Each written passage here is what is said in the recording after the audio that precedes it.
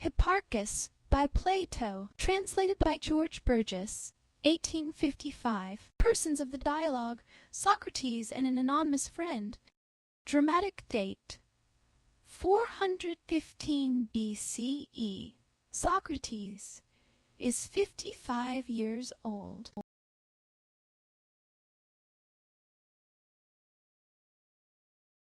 What is the love of gain, and who are its lovers? They seem to me to be those who think it worthwhile to make a gain from what is nothing worth. Whether then do they seem to you to do so, while knowing that the things are of no worth, or not knowing? For if they do so not knowing, you call the lovers of gain senseless. Nay, I do not call them senseless, but thorough knaves and villains, the slaves of gain, and who know indeed that the things are worthless from which they dare to make a gain, but yet through their shamelessness they dare to have a love of gain. Do you then call a person of this kind a lover of gain? For instance, should a husbandman, while planting, and knowing the plant to be worthless, nevertheless think to make a gain from it when grown up, do you call such a person a lover of gain?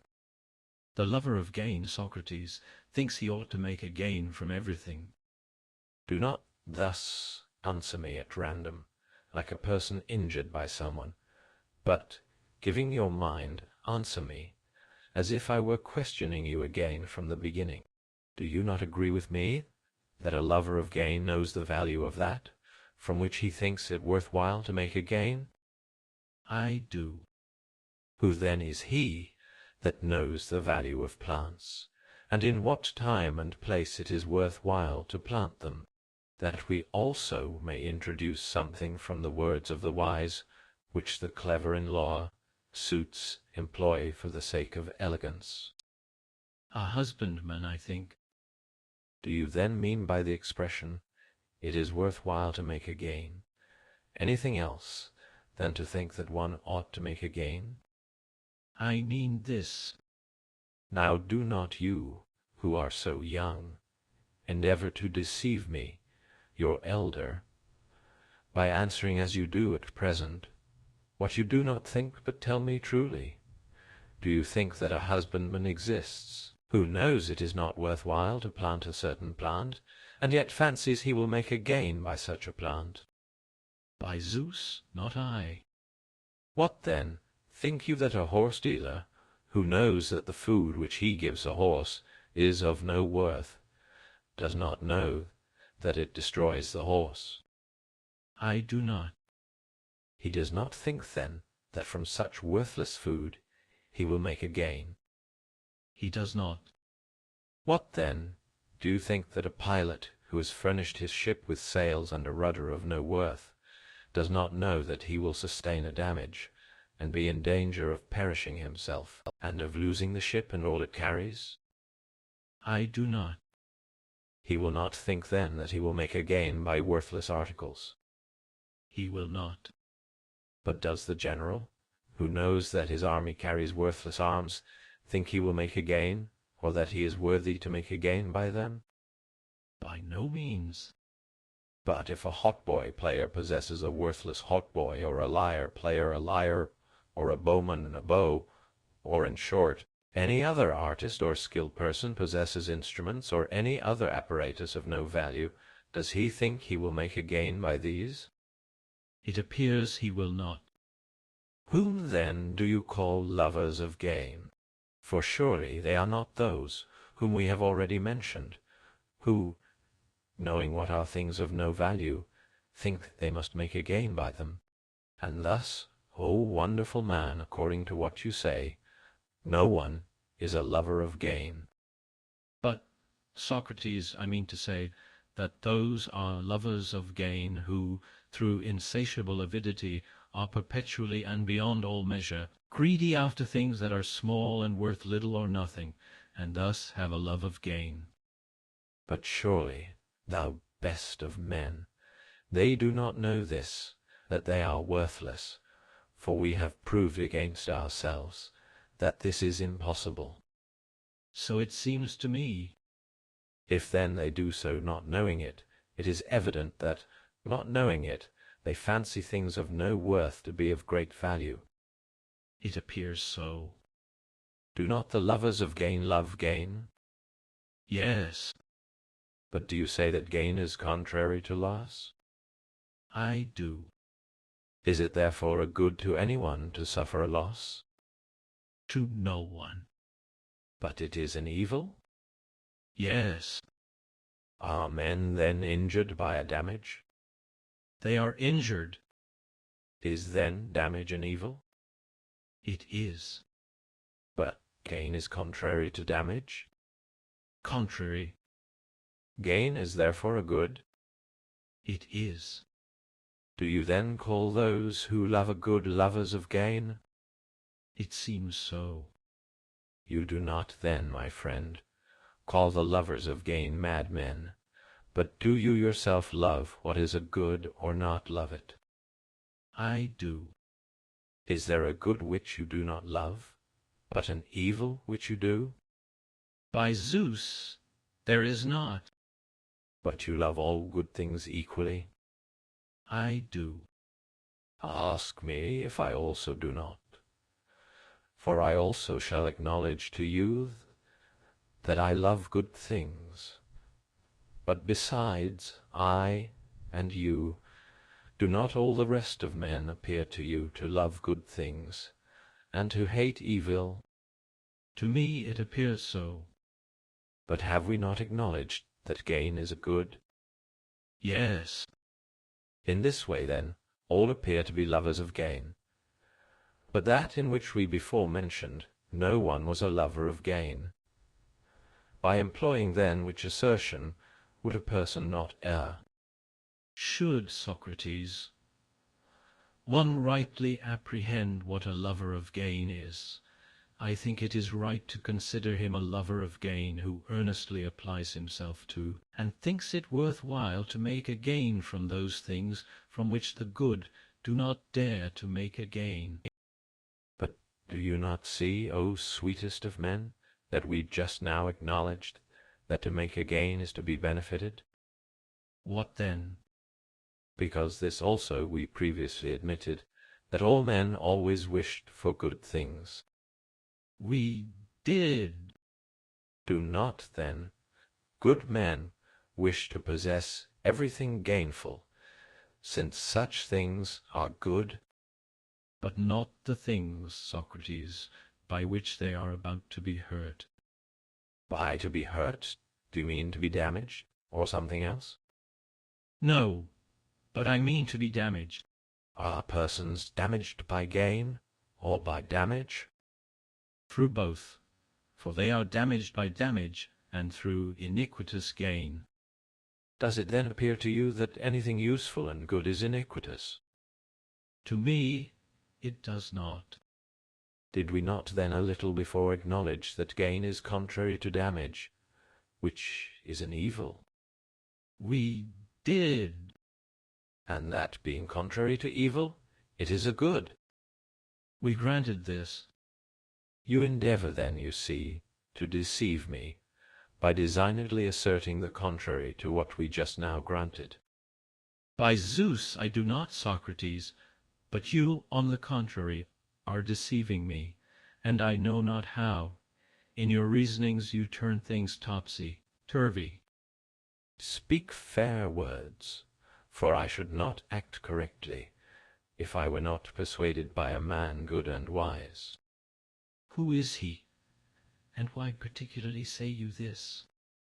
My fellow citizen, and likewise yours, Hipparchus, the son of Pisistratus, one of the Philiadae, and the eldest and wisest of the sons of Pisistratus, who exhibited many other illustrious acts of wisdom, and was the first who introduced into this land the poems of Homer, and compelled the rhapsodists during the Panathenaea to go through them successively and in order, just as you know they do at present, and having sent for Anacreon, the Teian, a ship of 50 oars, brought him to this city, and always had about him Simonides of Ceos, having induced him to stay by great rewards and gifts.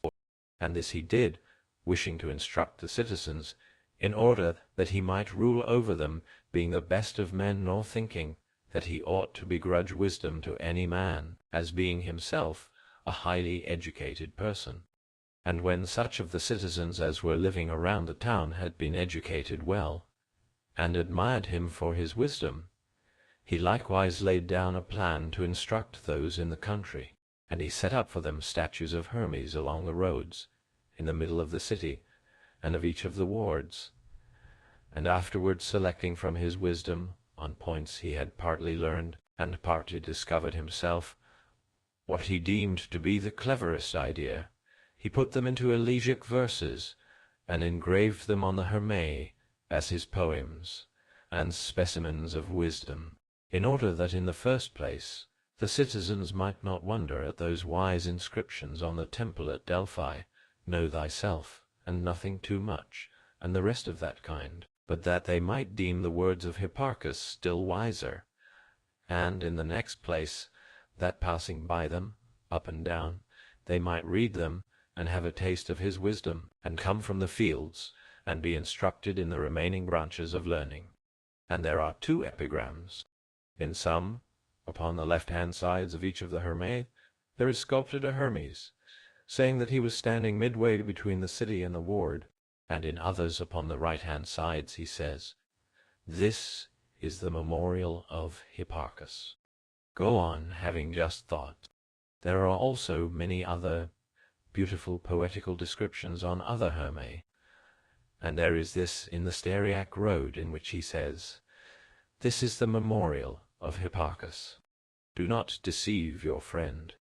I would not then have dared to deceive you, being my friend, and disobey so great a man, after whose death the Athenians were tyrannized over by his brother Hippias.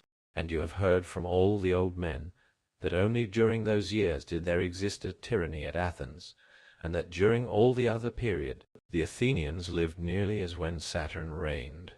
But it is said by rather clever persons that he did not die in the way which the multitude have thought, through the dishonor done to the sister of Harmodius respecting the carrying the sacred basket.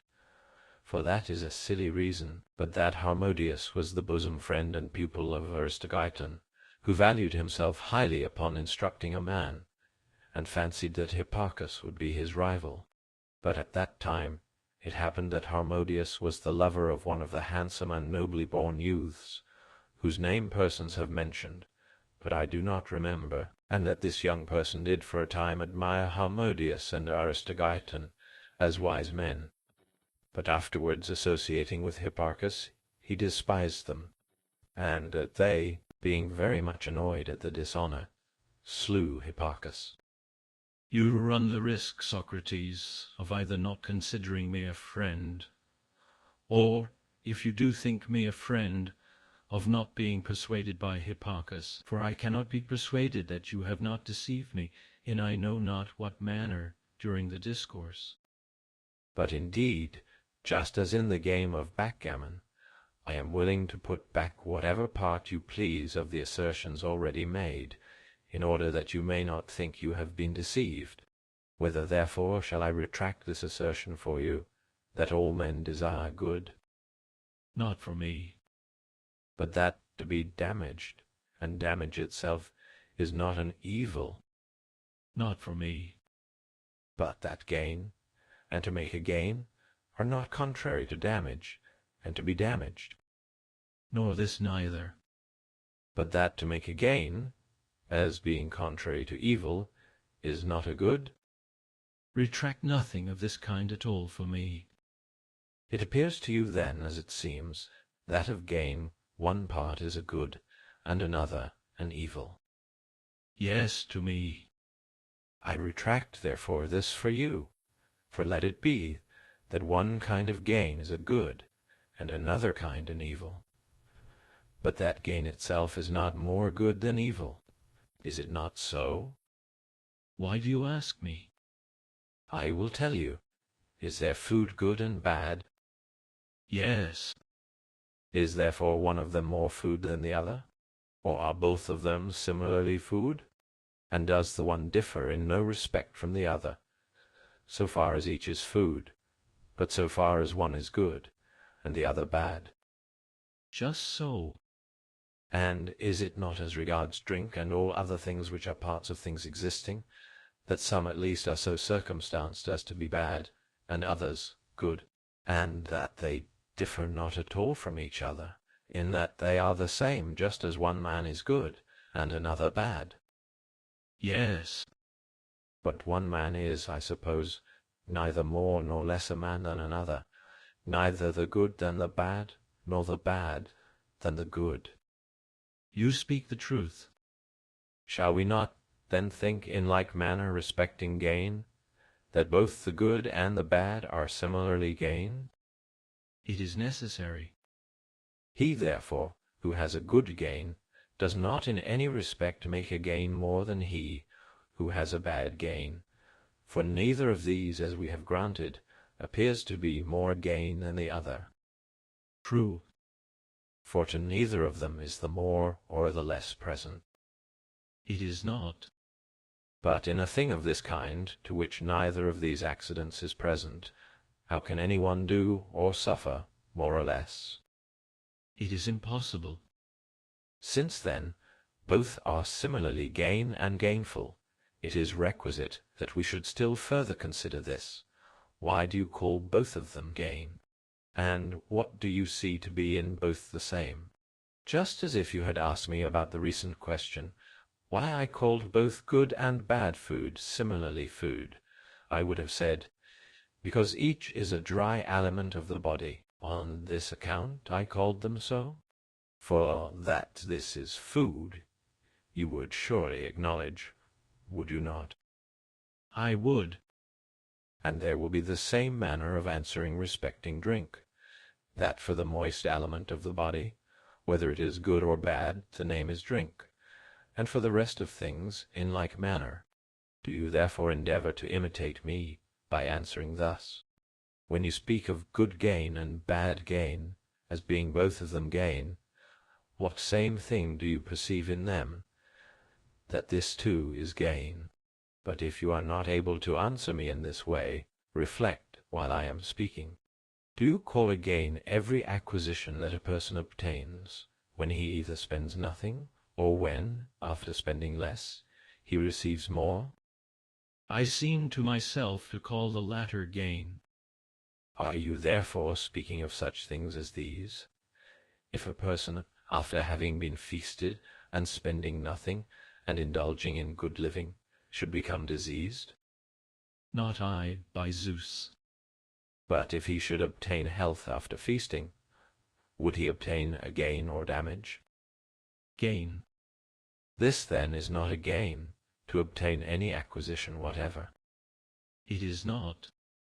Whether will he, who obtains what is an evil, or at least what is not a good, not obtain a gain?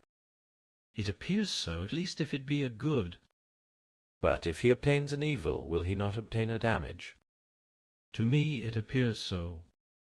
See then how you are again running round to the same point. For gain appears to be a good, but damage an evil.